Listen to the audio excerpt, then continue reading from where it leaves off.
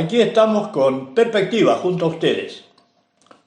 Nuestros invitados de hoy son el contador Hernán Magistri, gerente de la Cooperativa Agropecuaria, y el historiador Marcelo Di Carlo.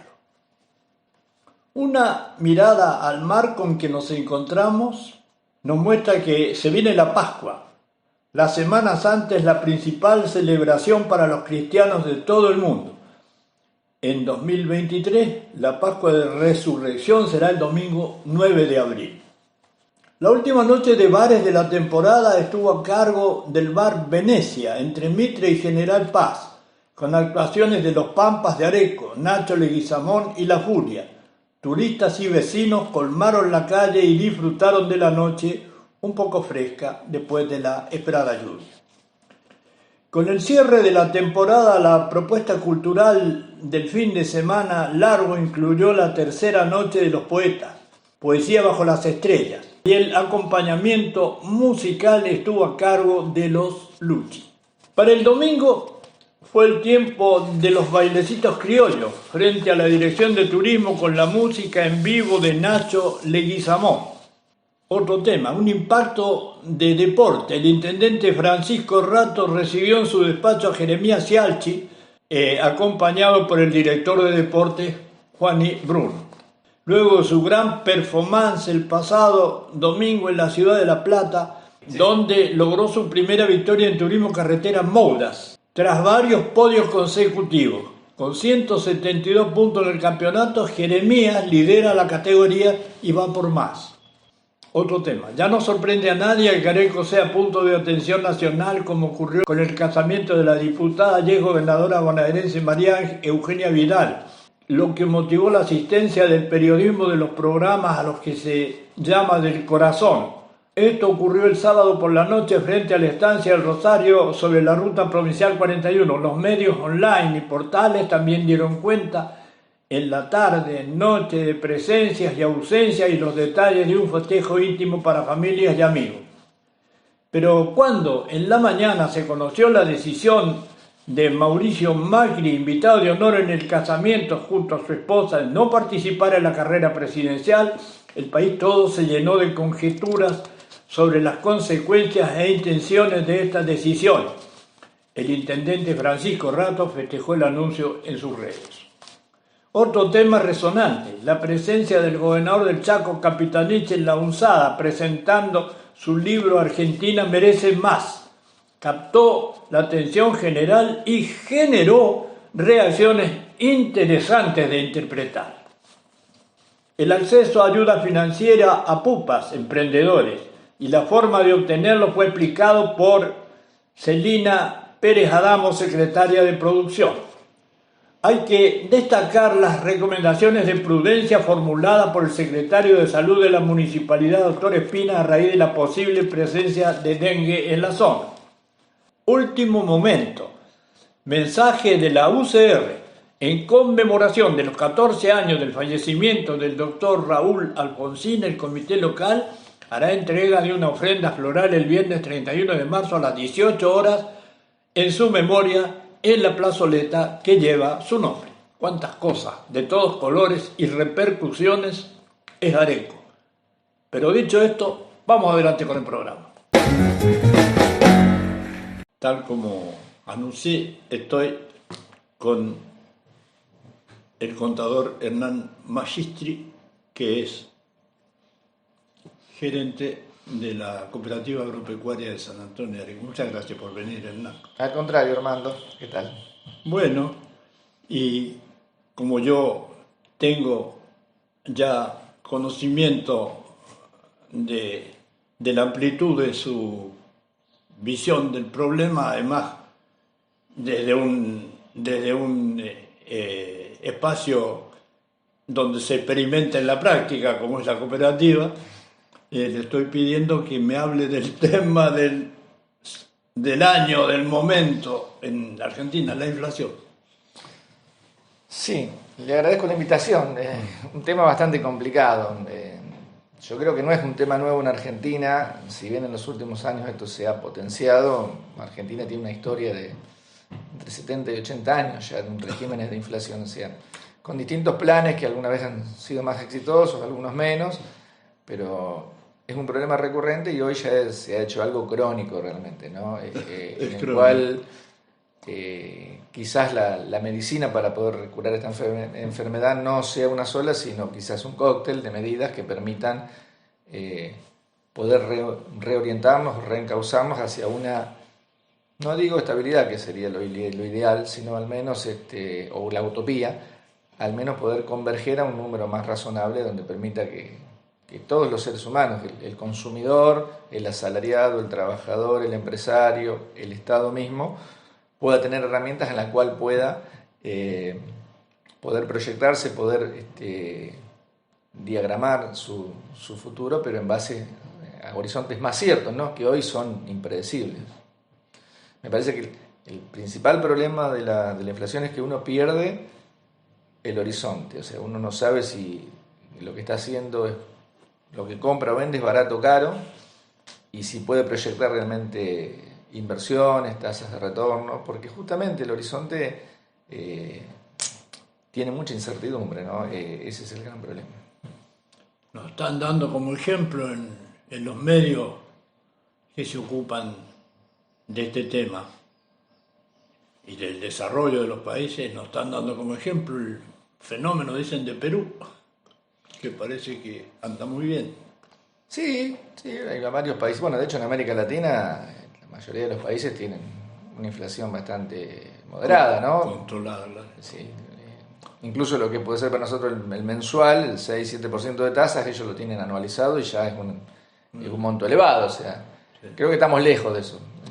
Ojalá podríamos aspirar, aunque sea, a un dígito de inflación anual como objetivo. Para eso creo que habrá que hacer, como sociedad, habrá que recausar muchas cosas para poder llegar a eso, pero sería lo ideal. ¿Y cómo se ve desde el foco de ventas de una empresa tan, digamos, tan buscada por los consumidores, porque siempre está llena, como es la cooperativa, sí, llena la sala de Yo le diría que hoy asistimos como, sería el aspecto microeconómico, ¿no? El del consumidor, el de una empresa, ¿no? El aspecto macroeconómico que es a nivel país. Asistimos a un aumento de precios permanente, ¿no? Generalizado, por un lado, con lo cual afecta el poder de compra de todos nosotros. Es lo que le decía hoy, no sabemos si es barato o caro lo que compro hoy a lo que compro la semana que viene. Y por otro lado asistimos a un problema de oferta, ¿no? Yo creo que lo que nos va a pegar mucho este año va a ser el impacto de la sequía a nivel país, que va a haber menos oferta de lo que es producción primaria. De hecho ya se está hablando de que hay problemas para abastecernos de las legumbres, porque la cosecha fue mala, desde el punto de vista de los garbanzos, de las arvejas, de las lentejas, o sea, del poroto, que si bien en la dieta por ahí del argentino no es algo, pero bueno, siempre algún consumo había. Del arroz, ya se está hablando de algún problema en la industria láctea también, por menor producción láctea, por el efecto también sequía, el intenso calor, de las verduras, de las hortalizas. Yo creo que va a ser un problema también de oferta de mercancías, de menos cantidad de bienes, ¿no? A eso sumado el aumento de por sí, no del producto en sí, sino del nivel de inflación en general. O sea, un escenario bastante complejo en cuanto a eso. Bueno, algunas medidas del ministro de Economía han generado muchísimos comentarios, ¿no? Las medidas sobre el tema relación dólar-peso e inflación de masa. Sí, yo creo que igual ahí sería un aspecto macroeconómico, ¿no? Desde el punto de vista como medidas él trata de financiar al Estado, de poder cubrir los baches que tiene, ya sea vía o emisión de deuda o vía canje de bonos, ese tipo de cosas que son más bien técnicas quizás, ¿no? Que nos escapan por ahí al ciudadano común, el de a pie, el que va todos los días a una góndola y ve un precio de un producto que hoy lo compraba a un valor y ayer lo compró a un valor y hoy ya vale otro. Esa velocidad es la que por ahí nos preocupa, ¿no? Como cuánto están subiendo los precios y en algo que por ahí alguna medida que quiso ser un paliativo, como fue uno de los tantos programas que hubo en el último, Precios Justos, que quizás no llega al comercio de cercanía, no llega a nosotros, está hecho para las grandes cadenas y de acuerdo... ¿Es un arreglo entre Estado y empresa? Yo creo sí, no sé si un arreglo, yo diría que bueno, una propuesta en el cual, pero ¿a quiénes hay llegan? Un acuerdo. Claro, entonces. Un acuerdo y algunas pautas directivas, pero llega un 30%, el supermercadismo, las grandes cadenas, o el retail, cuando se lo conoce, es el 30% del consumo, digamos, de la población, que es donde por ahí ellos miden el impacto de la inflación y ese tipo de cosas. El resto son comercios de cercanía, en localidades más chicas, supermercados chinos, en fin, despensas de las zonas. Entonces, bueno, todas nosotras no accedemos quizás a ese tipo de programa, ¿no? Que tampoco están reflejando el total de la realidad, porque los demás... El precio fijo, ¿no? ¿Cómo es? Justo. Precio justo. Se llama ahora, sí. ¿Es obligación respetar el convenio? Es en las grandes cadenas, por eso le digo. Ajá. A los demás no tenemos acceso. Los comercios... Y que no tenemos acceso a esas cadenas, porque las grandes cadenas lo hacen en forma directa con los fabricantes. Y el resto de la producción que llega a los demás no nos llega vía fabricantes, sino vía distribuidores o vía mayoristas. Pero, por ejemplo, acá, ¿cuál sería un ejemplo de cadena grande? Y podría ser la Eco, calculo, que lo puede tener. Eco. Claro, quizás el Día también, que es una franquicia. ¿Y hay una diferencia muy grande en esos precios justos con los negocios de cercanía? Lo desconozco exactamente porque nosotros no tenemos acceso a eso, pero indudablemente que algún artículo tiene que haber. Seguramente que sí. Yo soy recorredor y mirón. Claro. No se notan. Claro, por eso ahí lo desconozco, pero algún artículo del convenio establece determinados artículos, no todos. Y la obligación es tener esos artículos. A mí me da la impresión de que algunas políticas de fijación de precios buscando captación de clientes deciden los propietarios, los que toman las decisiones, tener algún artículo en el que puedan poner el precio de manera tal que atraiga gente por ese artículo, ¿no? Y de paso, ya que los tiene ahí captados. Pero eso sería una estrategia comercial. Ajá. Que como también la podemos tener nosotros cuando conseguimos una determinada oferta. Pero no es la generalidad de los casos. Sí. En cambio, la política de precio justo era para varios artículos en esas cadenas. Por ejemplo, acá hay lugares donde tienen mejores precios por esto y en otro no, y en otro entonces la gente tiene que andar dando vueltas buscando. Justamente pasa también porque en el fondo digamos, está el problema que es la inflación, ¿no? Al haber tanta variabilidad de precios, lo que yo le decía, perdemos el horizonte para saber si uno lo tiene muy caro, otro lo tiene muy barato, o alguno gana mucho o el otro está perdiendo, o las dos cosas, ¿no? Entonces, porque prefiere perder en algo con tal de llevar a la gente ahí para que... Claro, o prefiere subsidiar un artículo en pos de otros. Eso puede ser una estrategia comercial. Es una estrategia. Eso puede ser una estrategia. No es la generalidad de los casos, menos cuando hay un aumento permanente de cosas, ¿no? Ese es el tema. Serían dos cosas distintas. Una es un objetivo comercial, una estrategia, y lo otro es la imposición de determinados artículos a determinado precio. ¿Cuánto tiempo tendríamos que esperar para que la mentalidad, digamos, política argentina nos lleve, supongo que de a poco, a la normalidad? Sí, yo creo que lo primero que tenemos que hacer como ciudadanos, me parece a mí, en mi humilde opinión, es coincidir en el diagnóstico. En primer lugar, es como cuando uno va al médico y el profesional nos tendrá que decir, bueno, esto es lo que tenés. Entonces, Argentina como país, tenemos que diagnosticarnos y decir, ¿qué tenemos? Vivimos con un aumento generalizado, vivimos con inflación. Tenemos un problema que arrastra varios problemas. ¿Qué podemos hacer como sociedad para corregir ese problema?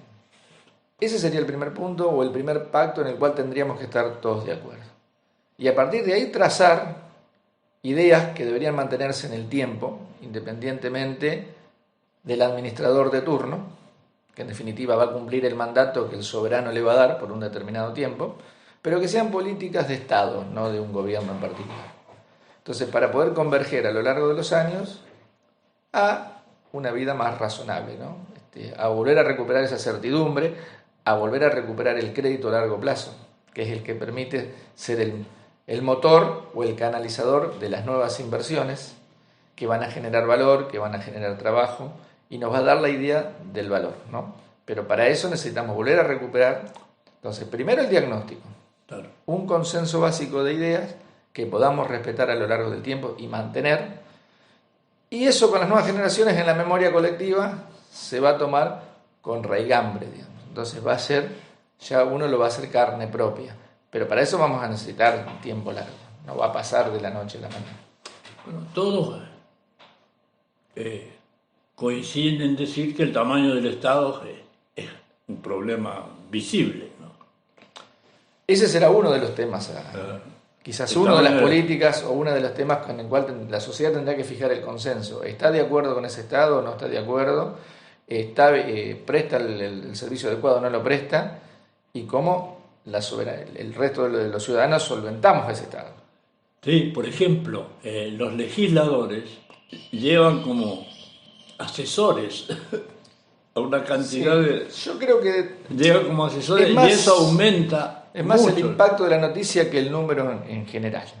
¿Sí? Me parece que el costo de la política podrá ser, pero no es relevante en cuanto al total de las cosas que habría que ajustar. Sí puede servir como medio ejemplificativo, o sea, todos aportamos nuestra cuota de arena.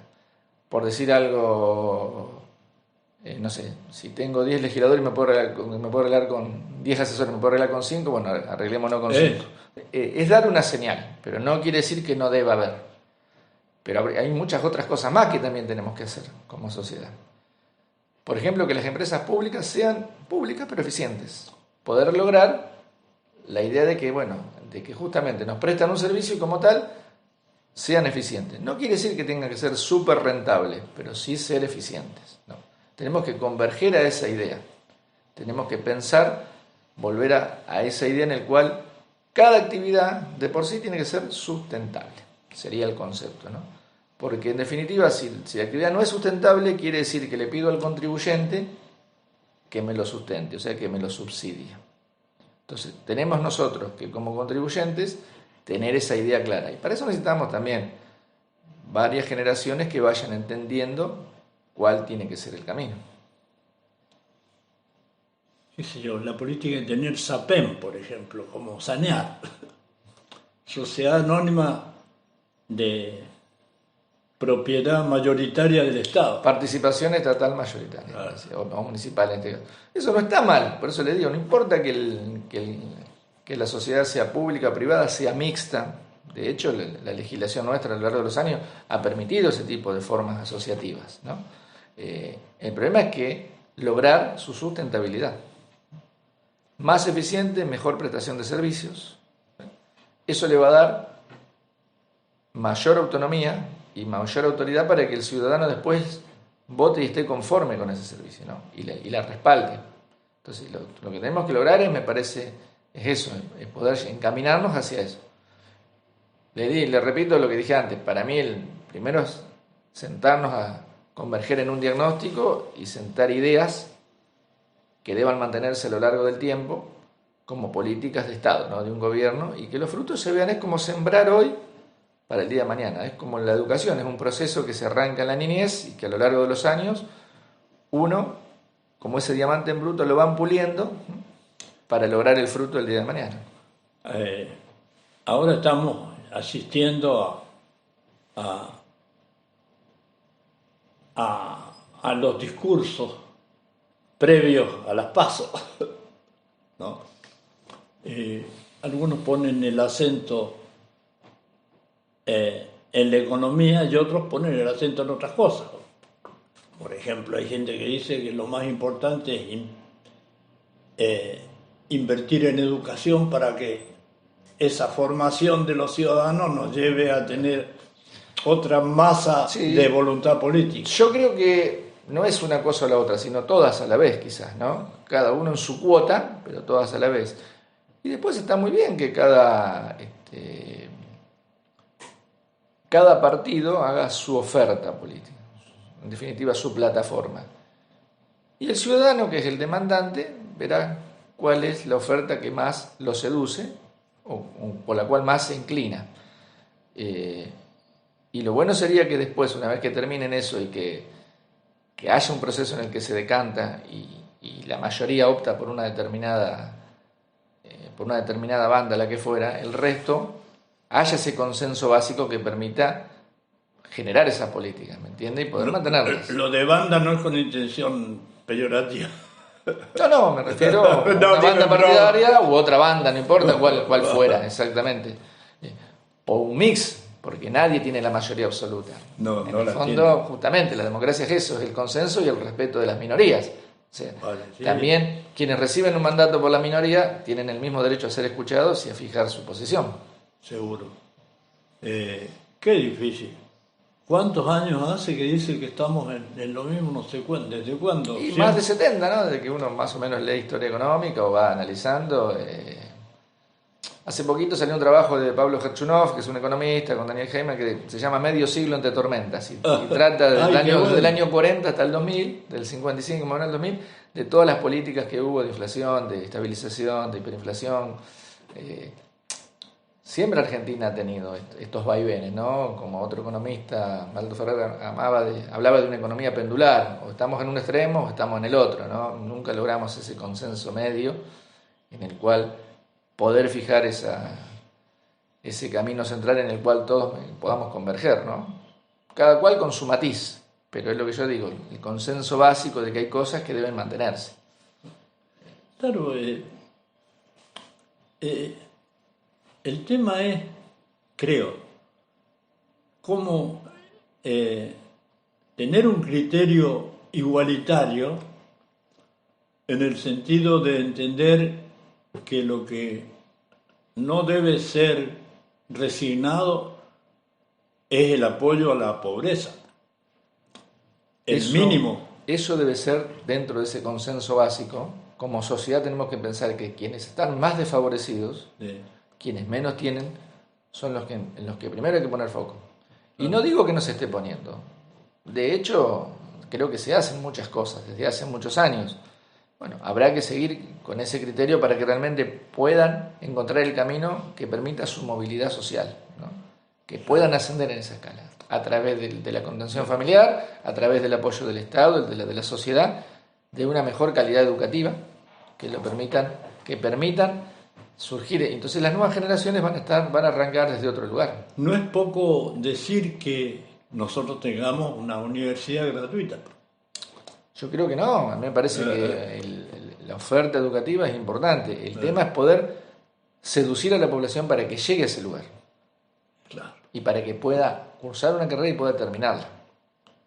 Entonces ahí se va a ver, obviamente, una ciudad, un pueblo más educado va a ser un pueblo con mejores condiciones, con mejores herramientas para competir, ya sea como empleado, como emprendedor, como generador de valor.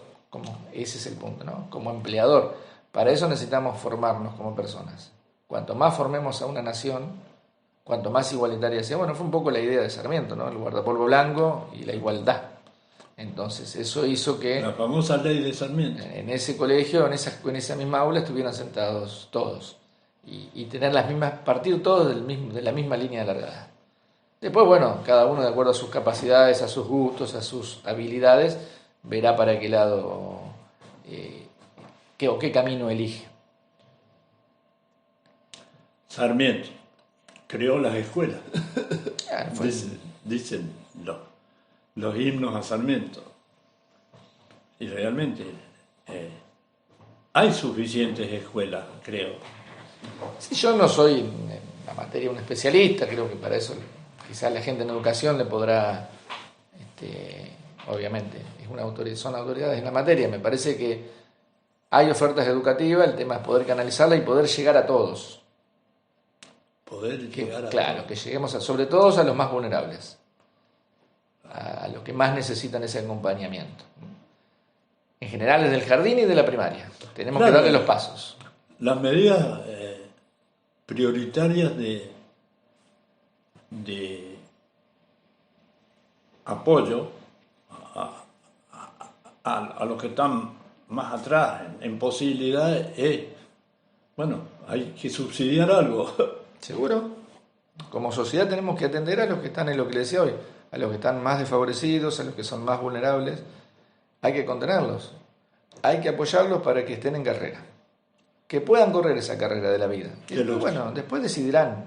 Que los chicos puedan ir a todos los niveles educativos. Exactamente, o al menos a los básicos. Después decidirán si quieren o no, si se inclinan por un oficio, por una profesión.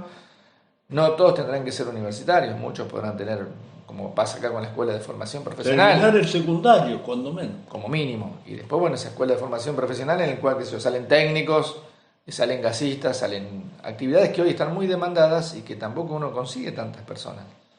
Y son mano de obra calificada. O sea, tenemos que lograr la mano de obra calificada. Eso es. Vale. Entonces, ese es el proceso, porque ahí es donde generamos valor. El mundo del futuro no va a necesitar gente para barrer, para hacer cosas elementales. Va a necesitar gente para pensar, para poder interpretar. No solo un texto, una máquina, una herramienta. Una entidad como una cooperativa, como la cooperativa agropecuaria en este caso, se maneja con un grupo de, digamos, directivo.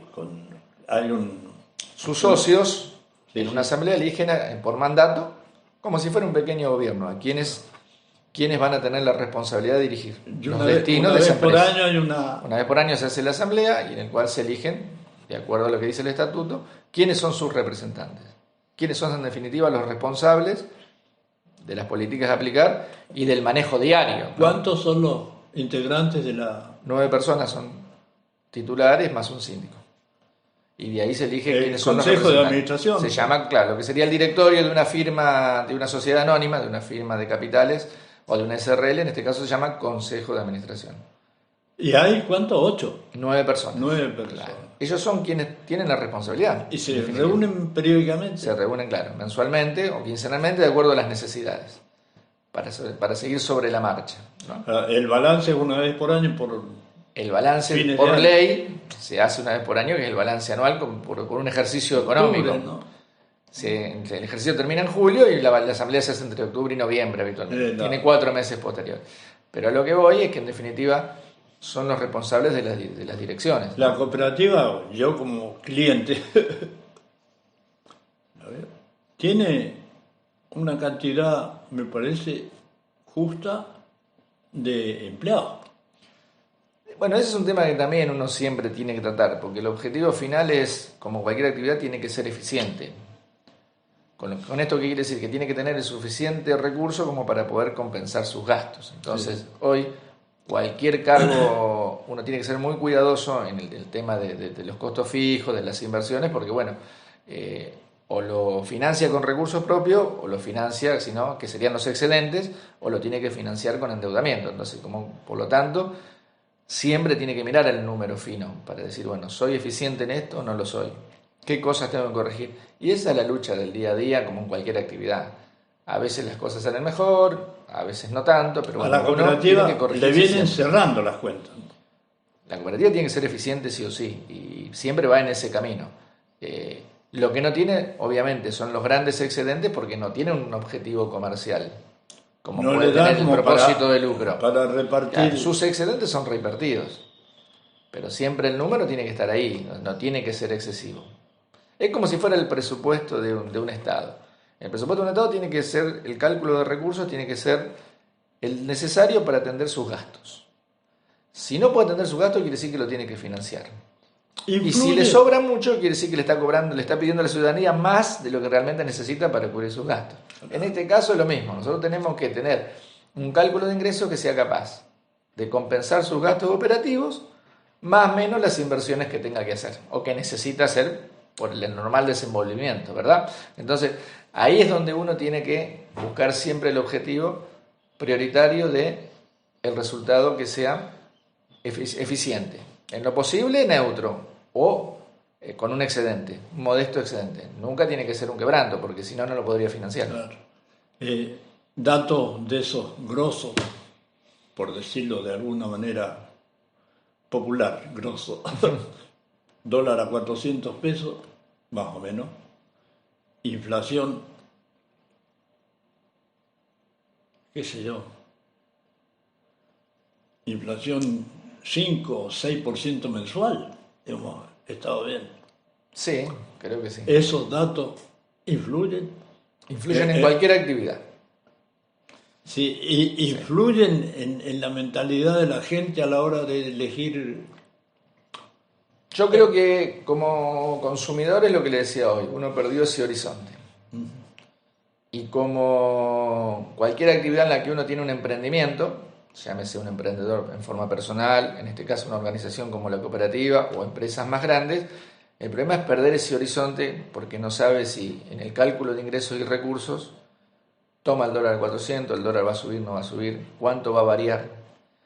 Y en el caso específico del consumo, cuánto va a impactar el aumento de los precios, ¿no? Porque si el poder de compra se nos cae a todos, por más que los precios sigan subiendo, en vez de vender 10 unidades voy a vender 5. Entonces el margen puede ser el mismo, pero con muchas menos unidades. Entonces, si bien hasta hoy uno más o menos ha venido acompañando esa inflación en promedio, yo creo que todos vamos resignando algún poder de compra. Por eso le digo, el peor escenario es no tener ese horizonte, es seguir con esa inflación. Si nosotros como país podemos controlar eso, podemos volver a una operatoria normal, ¿no? Como tienen nuestros países vecinos, ¿no? Muchas gracias, Hernán. Al contrario, un gusto, Armando. ¿Qué le diría usted a la gente respecto a esto como suma? Sean cuidadosos. Es muy difícil aconsejar hoy. Yo creo que uno tiene más que nada un atisbo de preocupación hacia dónde nos encaminamos, ¿no? Sí dejaría por ahí como pensamiento lo que decía hoy y lo reiteré por ahí en alguna oportunidad. Poder fijar un consenso básico como sociedad en el cual tengamos políticas que podamos mantener en el tiempo, ¿no? Y que no descuidemos justamente los que menos tienen, porque son las personas que más necesitan del apoyo, del acompañamiento del resto de la ciudadanía. O sea, creo que todos tenemos que hacer algún esfuerzo. Los que menos tienen que hacer menos. Y los que más tienen que hacer un poco más. En cuanto a visión política, si uno observa que la atención de los que menos tienen significa un aumento de los que no hacen falta, quiero decir, más políticos en los distintos estamentos y reparticiones, con el justificativo necesitamos atender más. Es lo que yo le decía, quizás no mueva el número general, pero son señales. Son señales que caen muy bien porque entre todos damos el ejemplo. Quizás necesitamos esos señales de todos los sectores, no solamente de la política. Las pasos y los realineamientos que nos ofrecen. Seguro, tal cual. Que el ciudadano pueda elegir. Muchas gracias, Hernán. Al contrario. Un lujo, como siempre. No, gracias a usted. ¿Qué se puede decir cuando uno recibe a un amigo muy apreciado como es el que me visita hoy? Muchas gracias por venir. Es un gusto, como siempre, Armando, conversar con usted. No ahora, sino de muchos años para atrás. De hace un rato. Hace un rato. Contame, ¿cómo la ves ahora? Desde la historia toda y en tu libro que presentaste en la biblioteca, yo estuve ahí, la escuché atentamente.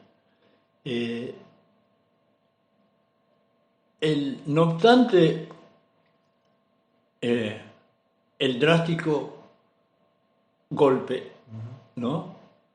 Allí, si yo mal no interpreté desde el libro, se decía que tenía por propósito transformar una serie de instituciones y de funciones de esas instituciones, ¿no? Exactamente, Armando.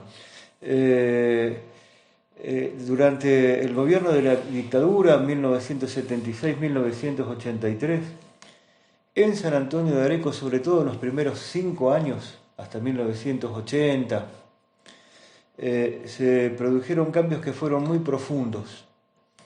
en lo que podríamos decir la organización económica, cultural y también, ¿por qué no, política de San Antonio de Areco? Yo le puedo tomar algunos ejemplos que son muy claros. Si bien en ese primer tramo, por eso le marco hasta 1981, eran funcionarios civiles, el intendente y sus colaboradores, pero había un fuerte tutelaje de los militares. El gobernador de la provincia era militar, Ibérico Saint-Jean, un general de brigada retirado. Estaba dividida la provincia de Buenos Aires como una especie de cuadrículas en donde tenían influencia y control los regimientos de la zona. San Antonio de Areco había quedado comprendido, se llamaba la subzona 115, dependía del regimiento 6, general Viamonte de Mercedes. El teniente coronel que estaba a cargo, el primero era Rojas Alcorta, el segundo fue Nechi, el tercero fue Alperín. En ese periodo acostumbraban a visitar con alguna frecuencia la municipalidad para monitorear la marcha cotidiana del municipio. Además, yo el otro día no lo conté, pero en el primer tiempo el gobernador Saint-Jean tenía un coronel que era de apellido Castañeto, que era como una especie de secretario itinerante e iba recorriendo las municipalidades, le estoy hablando 76, 77, y hacía como entrevistas con el intendente, se juntaba con la prensa y era como que inspeccionaba cómo se estaban llevando adelante las cosas. Por eso digo, eran funcionarios en el municipio civiles, pero con un fuerte tutelaje de los militares. De hecho, cuando fue la primera tradición bajo el proceso en 1976, vinieron de infantería del ejército fuertemente armados, unos 50 efectivos a custodiar el palco oficial de la fiesta, porque vinieron algunos funcionarios provinciales. El que visitaba con mucha frecuencia era el ministro de Educación y Cultura, que era un militar retirado también, Ovidio Solari, venía con frecuencia, y el profesor Carcavalo, que era el subsecretario de Cultura de provincia, que era un civil, profesor, venía mucho. Entonces, para esa fiesta de la tradición, la del 76, vino una custodia militar como nunca se vio. Imagínense la presencia, sobre todo en el primer tiempo, de militar durante la dictadura. Pero ¿qué cambios, Armando, porque usted me preguntó y yo le tengo que contestar, digamos, el terrorismo de Estado que usted también supo describir en ese 1976, cuando era un fierro caliente hacer periodismo? Hoy uno está revisando la historia 40 y pico de años después y lo hace en otro marco. Pero usted le tocó escribir en ese momento desde la Gaceta, que la tuvo como propietario hasta bien entrado 1976, un operativo armado que hubo aquí en febrero, con secuestros, y le tocó hacer la cobertura periodística del sepelio de Emilio Barletti, que fue un hecho conmovedor. Pero el terrorismo de Estado es el instrumento para hacer cambios profundos después. Emilio Barletti estuvo sentado en este lugar. ¿Cómo no? Vecino, usted contó ahí que lo había entrevistado hacía poco tiempo, antes de su asesinato. ¿Qué cambios, Armando, se instrumentan a partir del terrorismo de Estado? Yo le voy a nombrar 2 o 3. Son varios, pero 2 o 3. Uno de ellos es que porque, a ver, ¿qué hizo la provincia? Transfirió atribuciones y responsabilidades administrativas y económicas a los municipios. Entonces reconfiguró el papel de las municipalidades, achicó la provincia pero agrandó los municipios. Y no siempre tuvo la contrapartida de un mayor giro de fondos. No había una ley de coparticipación como hay ahora de impuestos. La ley de coparticipación, que todavía está vigente con modificaciones, es del año 88. No había un CUT. No había un CUT. Había sí un giro de dinero que tenía que ver con el tamaño de la ciudad. Había categorías de pueblo y categorías de ciudades. Y después era muy arbitrario el envío de fondos, muy arbitrarios. Entonces, ¿qué se hace en ese proceso de municipalización? Se municipaliza toda la salud pública en San Antonio de Areco en 1977. Había un programa especial que estaba llevando adelante la gobernación de la provincia de Buenos Aires y San Antonio de Areco fue uno de los 11 municipios que entraron en esa prueba piloto para ver cómo funcionaba. El Hospital Zerboni, como tal, siempre fue municipal desde su creación en 1921, pero la unidad sanitaria de Villalía, que es de finales de la década del 40, la unidad sanitaria de Dugan, que es más o menos contemporánea, eran provinciales. Y ahí pasaron en el 77 a manos de la municipalidad. Y también se incluyó en el hospital el dispensario de vías respiratorias que funcionaba en la calle Arellano, usted se tiene que acordar, hasta ese año 77, Arellano al 300, que atendían enfermedades infecciosas respiratorias.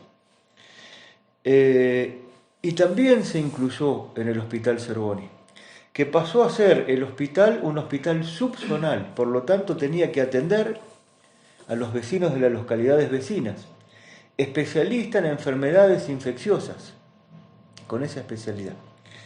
Y entonces se permitió para su financiación un sistema de cobros a los pacientes. Había una categoría de pacientes particulares que abonaban el 100%, los mutualizados que tenían alguna cobertura. No había como hoy tantas medicinas prepagas y demás, había mucho menos, y los carenciados, que del costo de esa atención se tenía que hacer cargo el municipio. Y se instaló un sistema tipo SAMO, que en donde una parte de lo recaudado se distribuía entre el personal que trabajaba en el hospital. Pero entonces, a partir del 77, el municipio de San Antonio de Areco se tuvo que hacer cargo totalmente de la prestación de salud. ¿Qué significa la sigla SAMO? SAMO es un sistema de reparto de lo que recaudaba el hospital por obras sociales, parte quedaba para la municipalidad, parte para el cobro de insumos y un porcentaje se le agregaba al salario de los trabajadores, que los pagaba la municipalidad, como ahora. Pero cambia ahí, en el 77 se tiene que hacer cargo de Villalía, de Dugan, del dispensario de vías respiratorias y de la atención de todos los municipios de la zona que reclamaran atención médica. San Andrés de Giles, Capitán Sarmiento. Entonces eso agranda el presupuesto de la municipalidad, las atribuciones de la municipalidad, pero no viene desde la provincia la contrapartida de dinero. ¿Me entiendes? Eso es un cambio grandísimo. Cuando se produce el cambio, el director de salud era el doctor Tambuti, Hugo Tambuti. Y el director del hospital era Francisco Melone, ¿se le acuerda el médico? Pediatra. Esos eran las autoridades del hospital. O sea, eso fue un cambio grandísimo, en lo político y en lo administrativo y en económico. Y otro cambio trascendental, yo le voy a dar de 3, no sé el tiempo que tengo, le voy a dar de 3 cambios. Hubo más, pero el tercero es el servicio de agua corriente. El servicio de agua corriente eran obras que se arrancaron en el gobierno de don Carlos Tapia, 1976. Claro. Y los continuó el gobierno de Enrique Mondaray.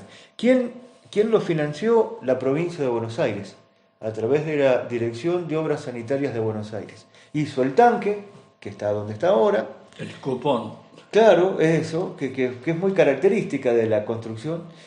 Y ¿Todavía está la iglesia ahí? Todavía está el gaucho. ¿Y sabe qué, Armando? Un tendido de red, 180 manzanas para abastecer con agua corriente, que era más o menos el centro de la ciudad.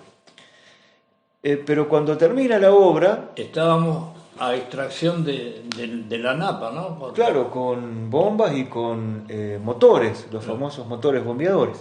En el año 79, la provincia termina la obra, se llamaba Carlos Abiuso, el ingeniero, y se la entrega al municipio para que la haga funcionar. ¿Y el municipio qué hace? Le concesiona la prestación del servicio a la cooperativa de luz. Ajá. cuyo gerente era Camilo Fagnani, una persona muy conocida. ¿Cómo, no? Pero para agarrar ese servicio, la cooperativa tuvo que modificar sus estatutos. Y ahí es donde pasa a ser Cooperativa de Electricidad, Obras y Y Servicios servicio público. Se agranda, 1979. ¿Sabe qué también absorbió la Cooperativa de Luz? A la vieja Cooperativa de Pavimentación. La vieja Cooperativa de Pavimentación funcionó por espacio de 10-12 años, hizo un montón de cuadras de asfalto en el pueblo. Tenía su corralón, donde hoy está el CEF, que fue la plazoleta de los Leones, eso es Ascuénaga y Bolívar. Bueno, y la cooperativa se hace cargo del servicio. La municipalidad se lo concesiona. En aquel momento, en los primeros años, el consumo era medido. Había una base, pero cada uno pagaba de acuerdo al consumo. Hasta el año 86 fue así. Fíjese, ahí tiene otro cambio, una concesión de un servicio público. Y el tercero que le quiero hablar, que es muy importante, es la municipalización del Museo Gauchesco y Parque Criollo Ricardo Guiraldes. Desde su fundación, octubre del 38 hasta diciembre del 79, lo administraba la provincia de Buenos Aires. Era provincial.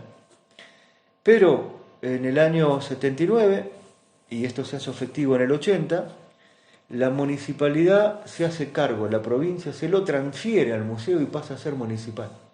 Hubo un gran debate en torno a eso. De hecho, quien venía siendo el director, Estanislao Smith Estrada, ¿se acuerda de Estanislao? Vecino nuestro. Otra gran figura de la política, renuncia al cargo en desacuerdo, él no estaba de acuerdo, entonces se va como director. Y el anuncio de que el gobernador firmaba un decreto para transferir de provincia al municipio el museo, se hace en plena fiesta de la tradición. Imagínese usted, Armando, en el palco de la tradición, cuando habla el intendente, habla el ministro de Educación, que era Ovidio Solari, y dice, a partir de ahora, el gobernador firmó el decreto y el Parque Criollo y Museo Gauchesco Ricardo Guiraldes pasa a ser municipal, ya no más de la provincia.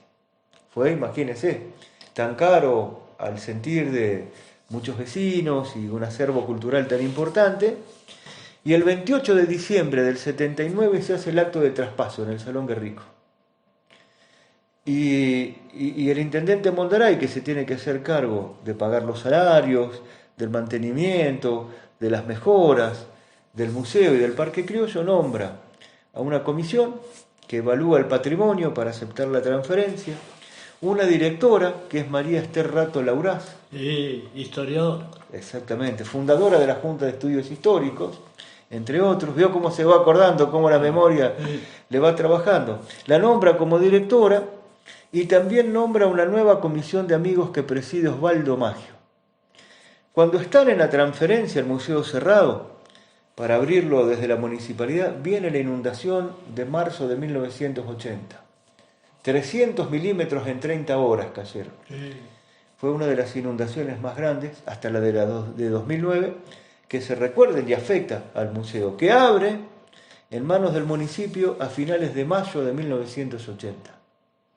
Fíjese si no hubo cambios profundos, hubo más, pero yo le cuento estos tres: salud, servicio de agua corriente y también la cultura, el Museo Gauchesco Ricardo Guiraldes, como símbolos de un proceso de municipalización, de transferencias de recursos de la provincia de Buenos Aires a las municipalidades, lo que agranda las atribuciones del municipio, lo reformula, pero a su vez necesita más plata, Armando. Se achicó la provincia, pero se agrandó el municipio.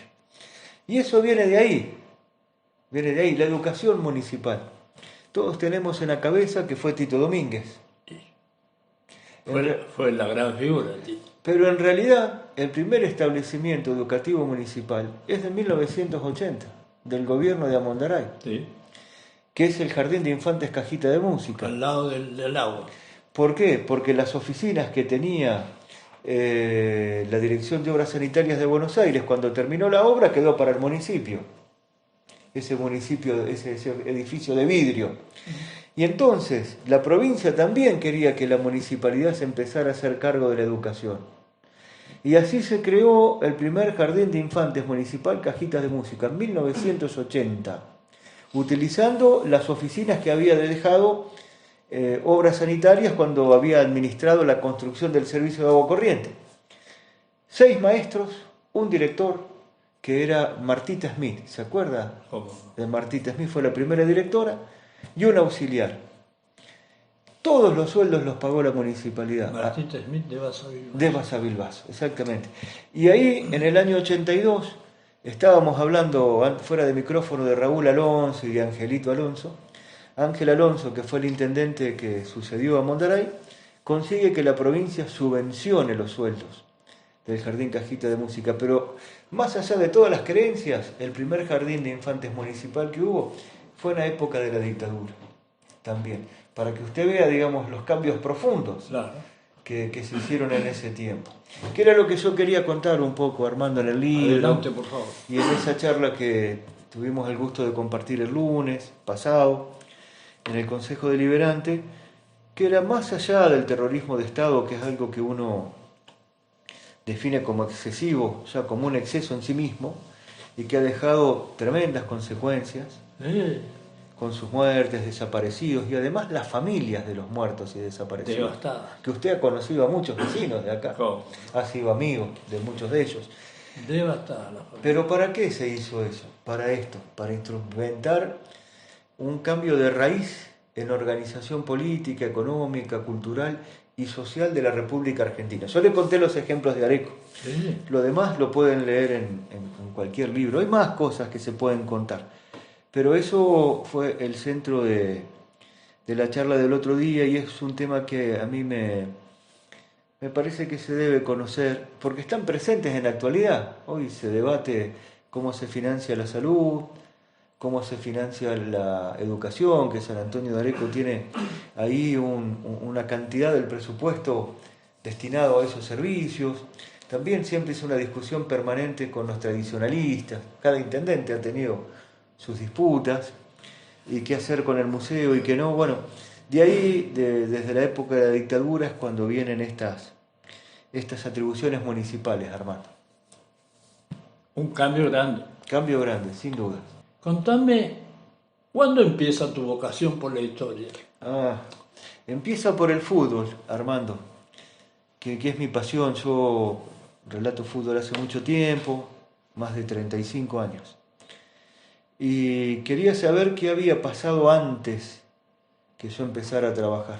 Yo empecé muy pibe y de muy chiquito mi papá me llevaba a la cancha Fite. Curiosidad por el pasado. Claro, y a mí me gustaba hablar con la gente más grande, que es la que tiene mi edad ahora, le hablo hace 35 años atrás, y escuchar de los grandes partidos, de los grandes jugadores. Pero vio que la memoria tiende a ser imprecisa. Por ahí me decían, puede haber sido en tal año, o puede haber sido tal jugador, y entonces ahí me agarró la inquietud por investigar la historia del fútbol de Areco. Lo hice en el año 2000, 2001, y pude armar, y ahí publiqué 3 libros con eso, de fútbol de Areco. Pero después, esa misma inquietud se me trasladó a la sociedad y a la política, porque a mí me gusta, como a usted, hacer editoriales. ¿Vio? Que no es más que la opinión de uno sobre la información que maneja. O sea, hay datos que ocurrieron y uno los interpreta. O interpretación. Y eso se llama editorial en el periodismo. Sí. Deja claro qué es su posición sobre tal hecho. Pasó tal cosa y yo opino esto sobre eso. Usted ha sido un especialista, Armando, y lo es en eso. Hay artículos de La Gaceta, de Pregón, que para mí son de consulta básica y permanente. Y entonces dije, bueno, también me gustaba hablar con la gente que hacía política y me contaban, bueno, tal tiempo fue tal intendente, tal otro, pero era impreciso también, Armando. Ajá. Y entonces me senté a investigar desde 1917 hasta hoy. 17, para construir quiénes fueron los intendentes. ¿Por qué 17? Porque, es muy buena pregunta esa. Porque fue la primera vez que se aplicó en San Antonio de Areco una votación con la ley Sáenz Peña. Mira vos. Y ahí me parece el inicio del siglo XX. Es muy linda la historia. Fue la primera votación. Sí, señor, es muy linda la historia. Irigoyen, que era presidente, ¿Las mujeres votaban? No. Irigoyen, que era presidente electo por la ley San Peña, primer presidente electo por la ley San Peña, Hasta Alvear, pues. en 1916. ¿Qué hace? Para aplicar la ley San Peña en las provincias que tenían sus propias leyes electorales, interviene la provincia de Buenos Aires. Nombra un interventor, que era el doctor José Luis Cantilo, que nombra un comisionado, don Pepe Guiraldes, para normalizar el proceso electoral. Y en 14 de abril de 1918 se hacen las primeras elecciones bajo la ley San Peña. ¿Qué decían la ley San Peña? ¿Quiénes podían votar? Todos los hombres que estaban enrolados. Enrolado. ¿En dónde? En el ejército. O sea, Sí, para la colimba. Se utilizó el padrón que tenían los militares. Y el voto era secreto. Pasó a ser secreto. Universal, porque votaban los hombres, relativamente universal, no las mujeres, que recién votaron a partir del 51, y secreto. Y ahí, en abril de 1918, se implementa por primera vez esa ley y gana la Unión Cívica Radical irigoyenista. Y ahí arranca, me parece, un proceso que es del siglo XX para mí, que arranca ahí, y para mí el siglo XX no termina en el 2000, sino que termina en el 2003, con la renuncia de José Cames, y cuando Eduardo Jordán es electo, después de haber completado el mandato de Cames, es electo intendente. Siempre lo hablo con Eduardo y está de acuerdo en esa opinión. Así que son todos esos años que yo estudié, fui dividiendo las etapas políticas, analizando estos ejes. Mire, las fuerzas políticas, los grandes protagonistas. ¿Los conversás con Jordán? Sí, no le digo que soy amigo, pero tengo una muy buena relación con el Vasco, con Estela Lennon, con Fabio Sorchili, que han sido los intendentes, que es más, suelen asistir a mis charlas, sí, suelo conversar con ellos, los entrevisto, son gustosos todos de la historia. Así que bueno. Vos tenés ahora un programa de difusión. Yo no y sí, pero me llaman permanentemente para dar charlas, le vamos a llamar, y estoy ahí armando. Vamos a ver cómo sale con la universidad, con la UNSADA, para los días viernes, a partir de abril, 2 horas, de las 6 de la tarde a las 8 de la noche, una especie de curso de historia de San Antonio de Areco. Taller. Un taller, una cosa así, que si se quiere se puede anotar, Armando, es gratuito. Hay que anotarse en UNSADA. Y si alcanza la cantidad de anotados, los vamos a estar dando los días viernes a las 6 de la tarde, donde vamos a hablar de todo esto. Ahí ya la gente de la UNSADA, si sale bien la cosa, nos va a dar un proyector. Vamos a proyectar ahí recortes de diario, fotografías. Claro. Y tengo también como 40 documentales hechos de historia de Areco. Videos. Que eso es lo que usted ha visto, porque lo pasábamos por el Canal 4 en la época de la pandemia. Sí. Lo que pasa es que los videos son de épocas más nuevas, porque la televisión acá es de final de los 80, pero hay programas hechos, ahí se puede escuchar a Domínguez hablando, al Comodoro hablando, a Beto Sorchili hablando, a Horacio Viganeo hablando, al doctor Daverio, a Luis Laplacete, ¿se acuerda de Luis, su colega? No. Bueno, todo eso está también. Así que bueno, a mí me entretiene mucho y he encontrado una buena recepción en el vecino. Y sobre... Bueno, la historia es una cosa, el gusto por la historia de tiempos inmemoriales, estamos hablando de Egipto, Grecia, pero es el interés del hombre por saber cómo pasan las cosas. Ni más ni menos. Que van pasando. Ni más ni menos. ¿No? Y, no sé, enseñar y aprender historia es como tiene mucho que ver con la política. Totalmente. Totalmente tiene mucho que ver con la política y es por eso de sentido común, algo común. Sí, sí. Donde hay acuerdos y desacuerdos. Pero básicamente se trata de el bienestar de los demás o la imposición,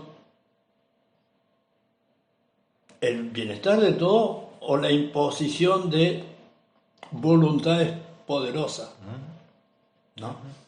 Ahí nos remitimos a los personajes, bueno, Y a cualquier época, le de podría cualquier, decir. sí, por decirlo, libertad, igualdad, fraternidad, la Revolución Francesa resumida. Exacto. Ojalá lo tuviéramos en la medida proporcional adecuada en todos lados. Suficiente libertad, suficiente igualdad y suficiente preocupación por el bienestar de todos, que es la fraternidad, Son grandes principios, Armando. la empatía. Grandes principios. Yo por último quería decir algo más, agradeciéndole su tiempo. No, por Dios. Que yo lo manifesté al final de la charla del día lunes.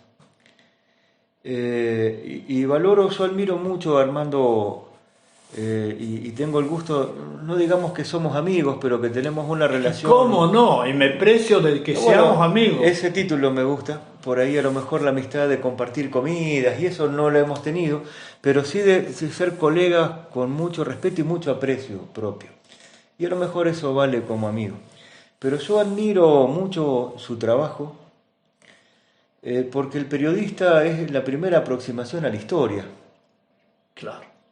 Así nomás es. Y su trabajo en la Gaceta, 1970-1976.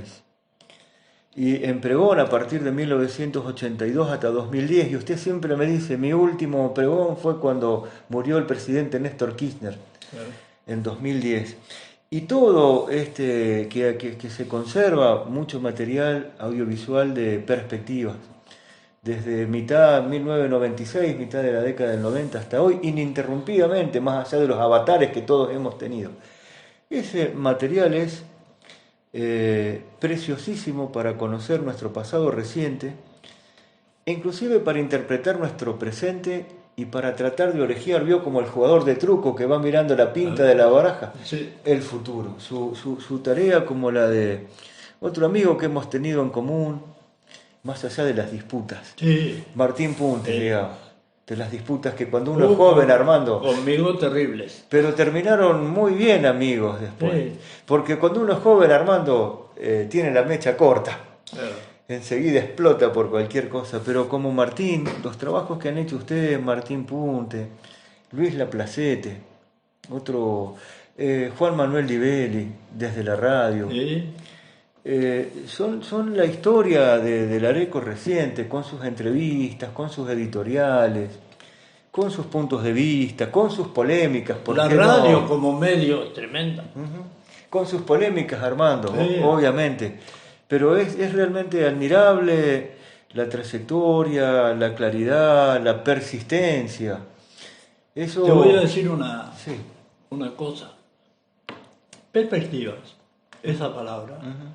Creo que yo esté enterado, no sé si no es aplicada a un programa de ver la realidad, perspectiva, anterior incluso al programa que se llama así en Estados Unidos, Ah, mire usted. anterior perspectiva. Sí, sí. Y después lo han usado otros, incluso en Areco hay por ahí alguna otra cosa Sí, que puede dicen ser. perspectivas de Areco, pero la aplicación de la palabra realmente expresa el tema. Es cómo se ven desde cierto punto de vista, eso es perspectiva, las cosas. De frente, de arriba, de los costados, eso es perspectiva. Y realmente las cosas siguen dándose así, los hombres pasan como las naves, como las nubes, como las sombras. Ese es un poema famoso de algún español, que en este momento no me sale el nombre, pero es verdad. Los hombres pasan y los hechos quedan y la memoria queda. Y en algunos casos quedan como ejemplo de lo que está bien, ¿no? A mí Alfonsín me gustaba mucho. el movimiento de renovación y cambio que lo trajo a Areco con Domínguez, Exactamente. con quien no siempre me llevé tan bien, digamos. Pero ese convivir, conversado, a veces gritado,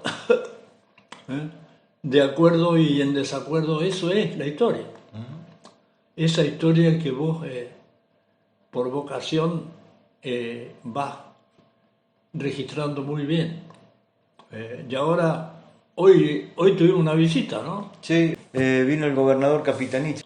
Yo interrumpí para venir a conversar con usted, Armando, cuando recién arrancaba. Vio que ahora es un tiempo preelectoral. Sí. Y entonces nos vamos a tener con mucha frecuencia la visita de dirigentes políticos de todo marca y pelaje, si me permite la expresión, ¿no? Vamos a escuchar muchas visiones de la realidad y propuestas. Exactamente. Bueno, el Capitanich fue uno de los que inaugura, digamos, ese ciclo, pero sin dudas van a empezar a venir. Su imagen de romper un periódico como signo de oposición a una manera de presentar las cosas. Sí. Contra bueno. Clarín, pues. Exactamente. Bueno, Armando, ha sido un gustazo la charla. El gusto es mío y hasta una próxima. Así será, muchísimas La gracias. historia continúa. Así será, muchas gracias. Bueno, hasta siempre.